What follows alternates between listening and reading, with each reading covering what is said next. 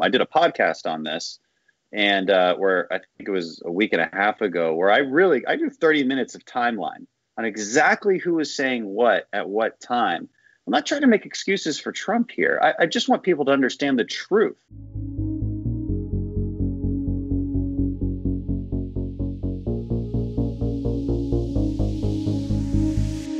I'm Dave Rubin, and this is the Rubin Report. Reminder, guys, you can get all of our episodes days early and totally ad-free at RubinReport.com. And joining me today is a former Navy SEAL, the Congressman from Texas's 2nd District, and author of Fortitude, American Resilience in the Era of Outrage, Congressman Dan Crenshaw. Finally, welcome to the Rubin Report.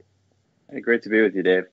We've been trying to pull this off for a long time, but I guess it took a pandemic for us to accept Skype as the only way we could make it happen. Yeah, that's true. I was supposed to come through LA for my book tour. As you know, we had some events planned together, but, life happens. Life happens. Indeed, it does. All right. Well, let's start with the stuff that we got to get out of the way no matter what before we get into the book and your story and everything else, which is just coronavirus, sort of where we're at. I'm really curious your thoughts on the stimulus package and the way we watched it sort of unfold. But just generally, can you talk about what it's like to be in Congress right now in a time of truly unprecedented happenings? Yeah, it's odd in the same way that it's probably odd for everybody else. You're trying to continue doing your job. Hopefully you still have your job. But you're trying to do it from home. You're trying to be as effective as you were before, but you're doing it from home, and that's difficult. More psychologically than logistically. We can make it happen logistically. Our office is still operating as normal. There's the frustrating thing about how this is played out from the congressional standpoint is how the partisan games didn't really stop. Mm-hmm. And whereas we maybe thought they would, I think I had some hope that they would, mostly because they were stopping to an extent. I'll never forget Chuck Schumer on TV that Saturday in late February talking about how bipartisan this rescue package was going, and it was going mm-hmm. well, good talks. He said surprisingly good bipartisan talks, and then it all blew up the next day, and he quickly shifted tacks and went right along with Pelosi's demands of this crazy progressive wish list. Ultimately, the package went through days later after millions of jobs had been lost, but ultimately went through, and it was basically the same package. Anybody who argues otherwise is being totally intellectually dishonest. The changes were minor and could have been agreed to that weekend prior. That was extremely disappointing. That was also a turning point. I think we all noticed a turning point right then. That came from the left-wing media, and that turning point was Trump is to blame for millions of deaths mm-hmm. or thousands. That's right. That's been the new narrative, and it hasn't stopped. In fact, it shifts slightly. Okay, you saw it shift from saying, hey, there's the Trump's travel restrictions from China weren't really travel restrictions. It was, he could have done more.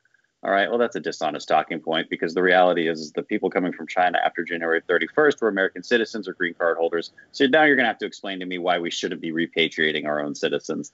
OK, these are just really disingenuous remarks. Now the new talking point is that they didn't do anything in February. OK, fine. So the travel restriction was good. We agree with that, even though we didn't at the time. And even though if Democrats were in charge, they never would have put those travel restrictions in. Fine. Trump didn't do anything in February except deny the whole thing. Well, again, is this really an honest talking point? Could with 2020 hindsight, could we have done more? Yes.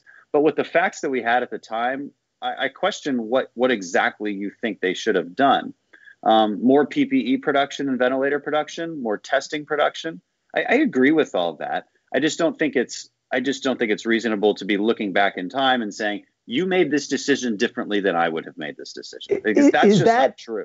Is that the toughest part of doing what you guys have to do in terms of preparing for something like this? Because right now, the hindsight thing is just driving me crazy when you hear it from the media that, suddenly they're saying everybody knew this was coming in February. And it's like, there were, I think, 3, possibly 4 Democratic debates in February. The last one in February, I believe, was February 25th.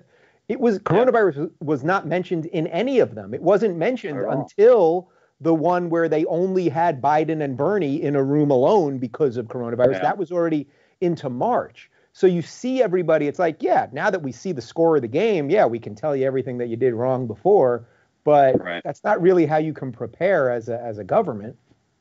100% true. I'm about to release a video on this exact thing. I did a podcast on this, and where I think it was a week and a half ago, where I do 30 minutes of timeline on exactly who was saying what at what time. I'm not trying to make excuses for Trump here. I just want people to understand the truth. And you made another good point. I didn't even bring up that point in my timeline of like, they weren't talking about this. Nobody was talking about this. In late February, Pelosi and de Blasio were telling people to go celebrate the Chinese New Year, go out, don't be afraid. And I'm not blaming them. They had the same set of facts that we all did. I don't think they're responsible for people's deaths either. I think this is a bad situation that we didn't quite expect. I also point out, in Italy, they didn't shut down their society until March 10th. Spain, not until March 14th. That's way later than February, as it turns out. We did our 15 days to slow the spread on March 16th. Iran didn't even start until April 4th. Sweden still hasn't started and probably never will. These are really disingenuous attacks. And as it pertains to something like PPE, even with hindsight, it's not obvious that the PPE shortage was going to be there. It's not like, I think people simplify what information government officials truly have and are capable of having. It's not like there's this final tally of N95 masks and the government just knows what they are and knows what they'll need. Well, no, I mean, hospitals are also responsible for stockpiling. In Houston, we're well stockpiled. Maybe because we've been through pandemics before, we've been through hurricanes before. Our hospital system operates a little bit differently than maybe another hospital system that doesn't feel they need a bunch of N95 masks. That's not necessarily the federal government's fault. And again, if we really want to point fingers, if we really want to go down this road, I will point you to all the fact checkers that have confirmed that it's really the Obama administration that didn't replenish our national stockpile of N95 masks after the H1N1 virus. But should I really blame them? I mean, that's another question. Should I really be blaming the Obama administration? What crystal ball do they have? Right, they we spent can always that money blame on different somebody. things. They spent it on radiological protection and things like that. There's no ill intent here. And I would also point out that our hospital systems have been strained, but not broken. Nobody has been denied a ventilator, unlike in places in Europe. Why? Because, well, it turns out our profit-driven healthcare system has an excess of things like ventilators and ICU beds. I went through the numbers on this. On a per capita basis, the U.S. has way more, orders of magnitude more ICU beds and ventilators than any of these Western countries or countries in Europe, any of them, including Germany. And that's a product of our healthcare system. It's an imperfect healthcare system. I wish it was different in a lot of ways.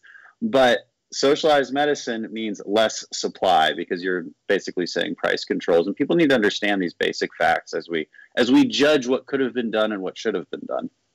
So speaking of what could have been done, what should have been done, can you just explain a little bit about how information actually gets to you guys? Like, how does it get to a member of Congress that, say, in January, there's sort of these initial reports of something going on? Trump does the initial shutdown. I think it was on last day of January, I think. But like, when does something actually get to your desk, and how do you actually decide, oh, now this is something I got to talk to somebody about, or do you pass it on to somebody and say, does this study make sense, or is anyone else seeing these reports? Like, how does some of that information actually turn into something actionable? Yeah, that's an interesting question. We don't have a whole lot of secret lines of information that the public doesn't have. Oftentimes, members of Congress are really operating off of the same set of facts that most people in the media are, or most members of the public. The difference is we have sets of professionals that we can rely on to sift through all of the information and place that against prior policy, compare that against prior legislation, and talk about it in legislative terms. So we have, I just have a team that helps me do that, so that I'm not a journalist trying to do it all myself. And so that's a huge advantage as far as sifting through the information and making sure that we get it correct. If you're looking for more honest and thoughtful conversations about politics instead of nonstop yelling, check out our politics playlist. And if you want to watch full interviews on a variety of topics, watch our full episode playlist all right over here. And to get notified of all future videos, be sure to subscribe and click the notification bell.